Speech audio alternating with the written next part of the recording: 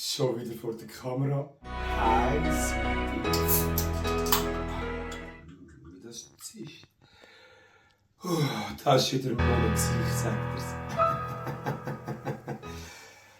Wunderbar, wie der Prosecco, der sich anperlt.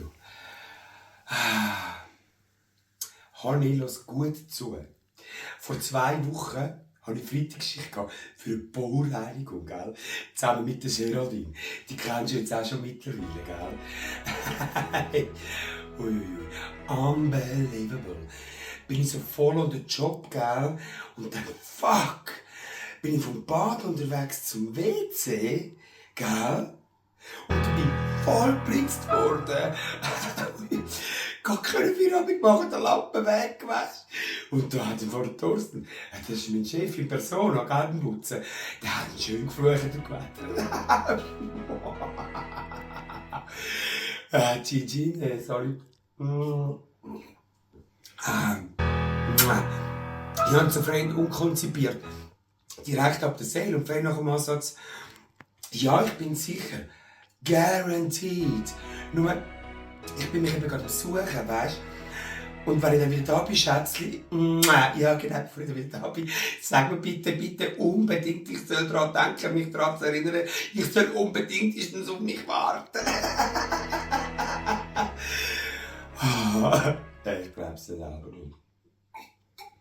Manchmal ist es einfach unmöglich, weißt du? Ja, aber für sicher, so viel ist klar. Und das haben sie im Fall genauso im Milieu wie beim Putzen auf der Reinigung voll integriert, gell? Die wissen es genau. Darum stellt auch keiner mehr keine Frage.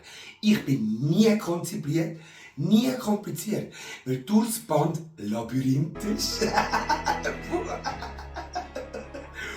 Wow, nehme ich gerade noch ein Schlückchen durch. So weit, so gut.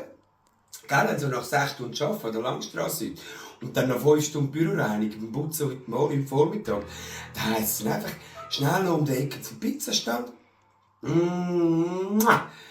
Wow! Mein absoluter most adored Pizzaiolo, mein absoluter Sherry. Ja, schnell besuchen und einen Happen holen, gell.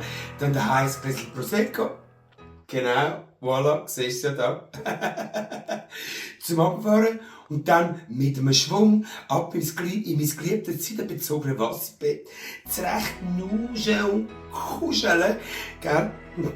Wow. TVA und Gott in der ersten Folge von American Primal, bei der schlafe ich dann gemütlich und entspannt ein. Freue mich so. Wow, mega. Ja, ganz viel Liebe und Weltfrieden für dich. Tschüssi und hab süße Träume, Amore. Love you.